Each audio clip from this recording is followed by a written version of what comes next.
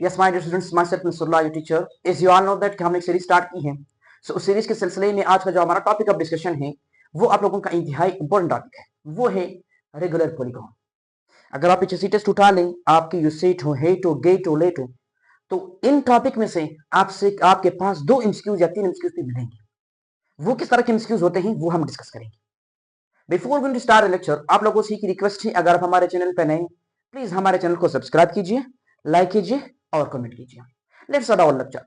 यानी इस लेक्चर में हम रेगुलर पॉलीगॉन को समझेंगे कि हमारे पास रेगुलर पॉलीगॉन होता क्या है, हम इसको किस तरह डिफाइन कर सकते हैं, और यहाँ पर डिफरेंट फार्मूलाज हैं जो कि हमारे पास किसी भी हमारे पास रेगुलर पॉलीगॉन से रिलेटेड होती है, और उसको निकालने के लिए क्या क्या हमारे पास क्या क्या चीजें मौजूद होना चाहिए, और इसका पर्पस क्या है और इसका फायदा क्या है, इन फार्मूलों के बारे में हम डिस्कस करेंगे।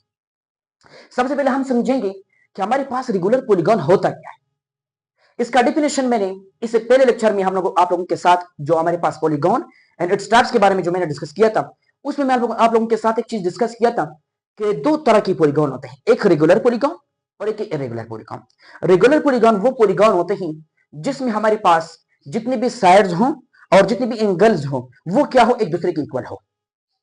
यानी जितने भी साइड्स हो वो क्या हो, इक्वल हो, और जितने भी एंगल हो क्या हो, इक्वल हो। It does not mean that कि आपके एंगल और हमारे पास लेंथ इक्वल होना चाहिए, ये कतई नहीं हो सकता। आपने याद रखना है कि जितनी भी साइड्स होंगे वो एक दूसरे के इक्वल होना चाहिए, और जितनी भी हमारे पास एंगल होंगे वो एक दूसरे के इक्वल होना चाहिए।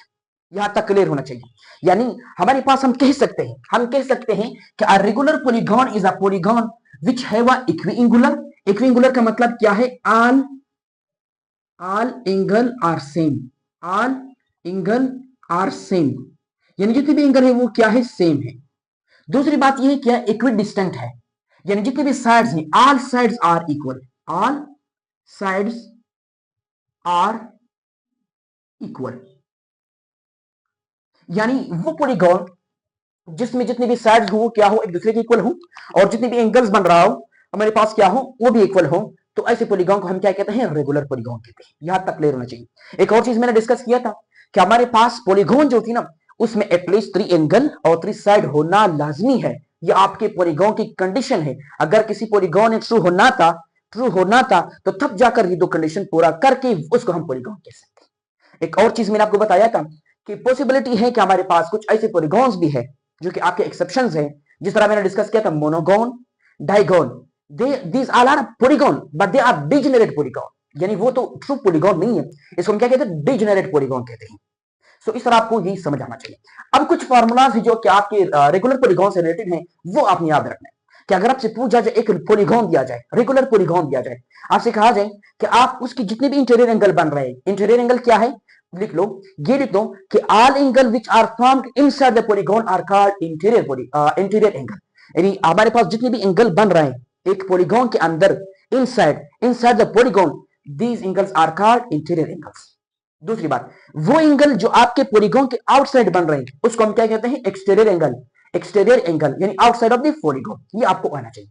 अगर आपसे पूछा जाए कि आप मुझे बता दें कि एक पॉलीगॉन है, रेगुलर पॉलीगॉन दिया गया है, आप जितने भी हमारे पास sum of the interior angle, यानी जितनी भी हमारे पास एंगल है इंटीरियर एंगल, उन सम हमारे पास उनकी सम क्या होगी, कौन सा फार्मूला यूज करोगे, मैं बताऊंगा। अगर आपसे पूछा जाए ईच हमारे पास इंटीरियर एंगल बता दे, तब भी पॉसिबल है। इसी तरह अगर आपसे पूछा जाए कि हमारे पास उसमें जो एक्सटीरियर एंगल बनता है, ईच एक्सटीरियर एंगल, वो कितना होगा, वो भी आप फाइंड कर सकते हैं। उसका भी फार्मूला कैसे चेक करूंगा। तो सबसे पहला फार्मूला ये है कि आपने क्या फाइंड करना है।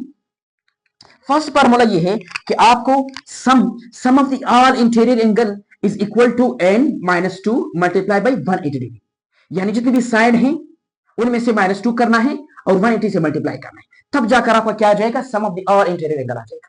इसी तरह हमारे पास इंटीरियर एंगल को फाइंड करने के लिए आपके पास क्या होना चाहिए, sum of the all interior angle होना चाहिए divided by total number of side. N क्या शो कर रहे हैं, नंबर ऑफ साइड,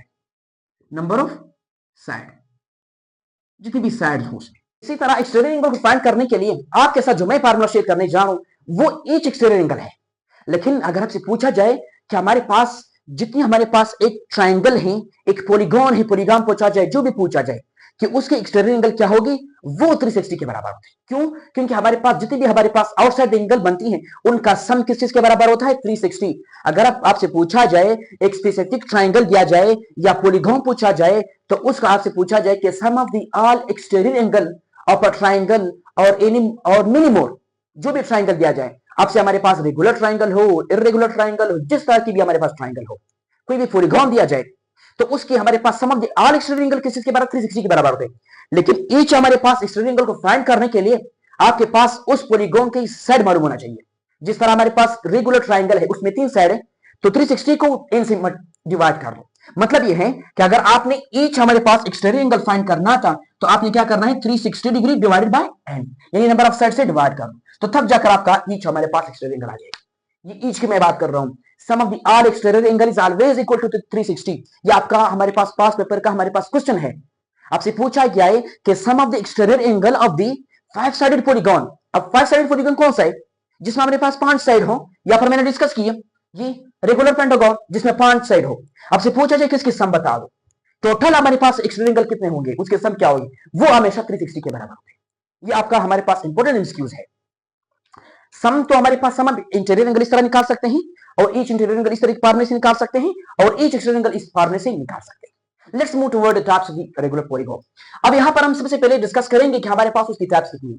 यहां तक हमारे पास उसकी टाइप्स जो थी ना, वो आपके रेगुलर ट्रायंगल से स्टार्ट होती है, क्योंकि हम लोगों ने डिफिनेशन में पढ़ा था कि आपके पॉलीगॉन के कि हम हमारे पास 3 साइड होना चाहिए और 3 एंगल होना चाहिए, यानी जब 3 साइड होंगे तो ट्रायंगल होगा। सो हमारे पास यहां से हमारे पास क्या, आप ये भी कंफ्यूज हो सकता है कि हमारे पास रेगुलर पॉलीगॉन कितनी साइडेड से स्टार्ट होता है, 3 साइड से स्टार्ट होता है, जिसमें हमारे पास क्या 3 एंगल्स और 3 साइड होती है। तो हमारे पास टाइप डिफरेंट टाइप्स है, लेकिन आपकी ग्रिप सिर्फ हमारे पास रेगुलर डिकागोन तक होना चाहिए, 10 तक आपको आनी चाहिए। उनके हमारे पास आपको sum of the interior angle आना चाहिए, और आपको ईच इंटीरियर एंगल आना चाहिए, और आपको ईच एक्सटीरियर एंगल आना चाहिए। ये जो चीजें मैं आपके साथ डिस्कस कर रहा हूं, ये आपको हमारे पास फिंगर टिप्स भी होना चाहिए। सबसे पहले हम डिस्कस करेंगे कि रेगुलर ट्रायंगल क्या होता है। यहां पर रेगुलर का वर्ड यूज हुआ है। इस रेगुलर का मतलब यह है कि ये एक ऐसा ट्रायंगल जिसमें 3 साइड हो, तीनों साइड क्या हो, इक्वल हो। दूसरी बात यह कि 3 एंगल हो, तीनों एंगल हमारे पास क्या हो, इक्वल हो। ये तो कंडीशन आपको आनी चाहिए कि क्या हो हमारे पास, क्या एक कंडीशन ये है कि ये क्या होना चाहिए, इक्वी एंगुलर होना चाहिए। दूसरी बात ये क्या है, इक्वी डिस्टेंट होना चाहिए। फर्स्ट कंडीशन, 2 कंडीशन आपने याद रखना है आपके हमारे पास रेगुलर ट्रायंगल में। अब यहां पर ये एक ट्रायंगल है, 3 साइड है, साइड ए, साइड बी, साइड सी। अब यहां पर लेट कर दो हमारे पास टाइप ए, सॉरी साइड ए जो है वो 2 सेंटीमीटर का है, तो आपका साइड बी जो है वो भी 2 सेंटीमीटर का होना चाहिए, और आपका साइड सी जो है वो भी 2 सेंटीमीटर का होना चाहिए। यहां तक क्लियर होना चाहिए। क्यों? क्योंकि आपने पढ़ा था कि रेगुलर पॉलीगॉन वो पॉलीगॉन होता है जिसमें हमारे पास जितनी भी साइड है वो क्या है, इक्वल होना चाहिए। और यहां पर जितने भी एंगल बन रहे हैं, ये एंगल इंटीरियर एंगल की मैं बात कर रहा हूं, इंटीरियर एंगल क्या होना चाहिए, सेम होना चाहिए। तो हमारे पास 2 कंडीशन तो पूरा हुआ। अब हम क्या करेंगे, हम उसके sum of the all interior angle find करेंगे, उसके बाद ईच इंटीरियर एंगल फाइंड करेंगे, उसके बाद ईच एक्सटीरियर एंगल फाइंड करेंगे। यहां पर मैंने आपके साथ sum of the all interior angle का फार्मूला शेयर किया था कि n-2। अब यहां पर n कितना है, 3 साइड है, तो क्या 3-2। अब यहां पर 3 से 2 माइनस करेंगे तो 1 रहेगा, 1 इसके साथ मल्टीप्लाई कर दो तो हमारे पास 180 रहेगा। सो हमारे पास यहां पर इसका मतलब ये है कि ये इंटीरियर एंगल 1 और यहां पर इंटीरियर एंगल 2 और यहां पर इंटीरियर एंगल 3, इन दोनों को जब हम सम करेंगे, प्लस करेंगे, तो उसका सम क्या आना चाहिए, 180 आना चाहिए। यहां तक क्लियर होना चाहिए, मैं डिस्कस करूंगा। इसके बाद ईच इंटीरियर एंगल को फाइंड करने के लिए जो मैंने फार्मूला के साथ डिस्कस किया था, यहां पर आपके साथ क्या होना चाहिए, sum of the all interior angle, जो कि ये है। अब मैं 180 इसकी जगह पे लिखूंगा, और यहां पर क्या होना चाहिए, n कितना है, 3 साइड है, ये तो हमारे पास 60 डिग्री आया। अब इसका मतलब ये है कि हमारे पास ईच इंटीरियर एंगल जो है वो क्या है, 60 डिग्री है। ये भी 60 डिग्री के बराबर है, ये भी 60 डिग्री है, ये भी 60 डिग्री है। यहां तक क्लियर होना चाहिए। अब इसका मतलब ये है, इन तीनों का जब हम सम लेंगे, इन तीनों का, तो हमारे पास क्या 180 बनता है। बनता है नहीं बनता है, बनता है। हमारे पास क्या है, इन सब के सम जब लेंगे 180 बनता है, और यहां पर ईच इंटीरियर एंगल क्या है, 60 के बराबर है। अब यहां पर देखो, एक कंडीशन तो ये पूरा हुआ कि इनके साइड इक्वल है, इनके साइड इक्वल है। दूसरी कंडीशन क्या बना कि यहां पर आपका हमारे पास क्या इक्वी एंगुलर होना चाहिए, इन जितने हमारे पास इंटीरियर एंगल हैं वो सेम होना चाहिए। ये 60 है, ये 60 है, ये 60 है, ये कंडीशन भी पूरा हुआ। अब हमारे पास क्या एक्सटीरियर एंगल को फाइंड करेंगे कि हमारे पास यहां पर जो एक्सटीरियर एंगल बनता है, ये एक्सटीरियर एंगल है, यहां पर जो बनता है ये एक्सटीरियर एंगल है, और यहां पर जो बनता है ये आपका एक्सटीरियर एंगल है। इसको फाइंड करेंगे कि हमारे पास ईच एक्सट्रीम एंगल किसके चीज के बराबर होगा। मैंने कहा था कि आपने 360 को हमारे पास नंबर ऑफ द साइड से डिवाइड करना है। अब यहां पर नंबर ऑफ साइड क्या है 3 है, तो हमारे पास 1 2 0।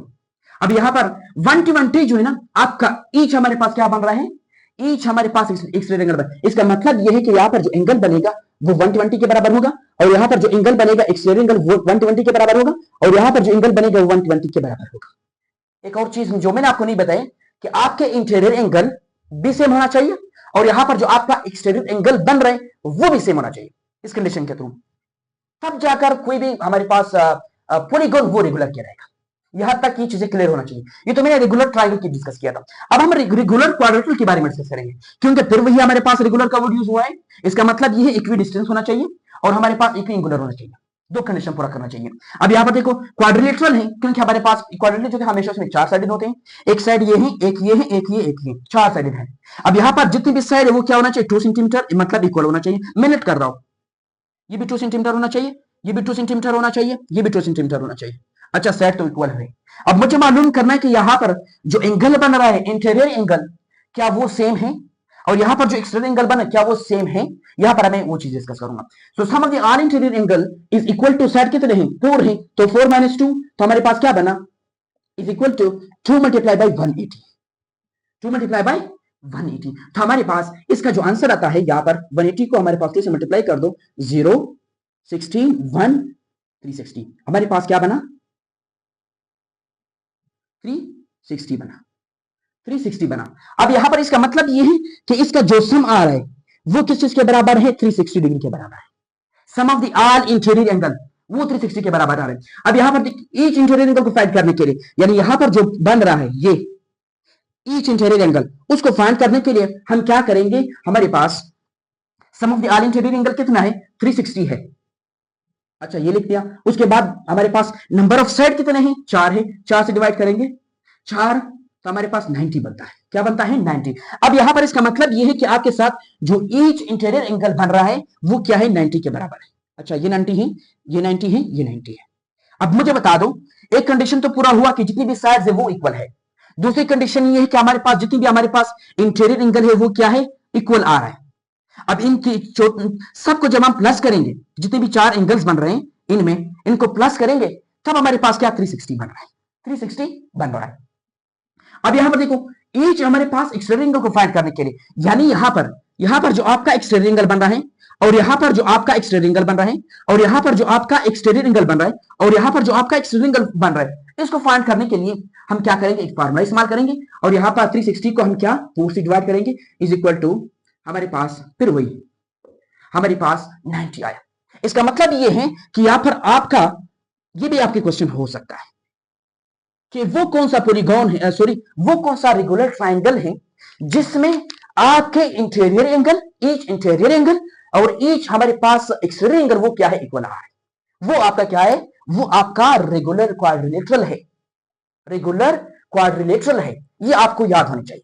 इसके बाद हम क्या डिस्कस करेंगे रेगुलर पेंटागन। यहां पर फिर वही वर्ड हमारे पास रेगुलर यूज हुआ है। इसका मतलब ये है कि क्या होना चाहिए इक्विएंगुलर होना चाहिए और इक्वी डिस्टेंस होना चाहिए। तो यहां पर देखो 5 साइड है A B C D E, हमारे पास कितनी 5 साइड है। अब यहां पर सबसे पहले हम क्या करेंगे sum of the all interior angle find करेंगे, उसके बाद ईच इंटीरियर एंगल फाइंड करेंगे, उसके बाद एक्सटीरियर एंगल फाइंड करेंगे। अब यहां पर देखो साइड कितने हैं 5 हैं, 5 - 2 हमारे पास यहां पर जो आपके साथ बना यहां पर 3 मल्टीप्लाई बाय 180 डिग्री। यहां पर 180 डिग्री को 3 से मल्टीप्लाई कर दो तो हमारे 0 22 5 हमारे पास क्या बना तो हमारे पास sum of the all interior angle जो है वो क्या 540 आया, 540 आया। और यहां पर देखो ईच इंटीरियर एंगल को फाइंड करने के लिए ईच इंटीरियर एंगल को फाइंड करने के लिए हम क्या करेंगे मैंने कहा था कि हमारे पास sum of the all interior angle तो हमारे पास क्या है 540 है, हमारे पास डिवाइडेड बाय n कितना है 5 है। तो हमारे पास यहां पर जो आपके साथ जो भी आंसर बनता है वो आपने मुझे बताना है। इसी तरह ईच एक्सटीरियर एंगल को फाइंड करने के लिए मैं 360 को 5 से डिवाइड करूंगा।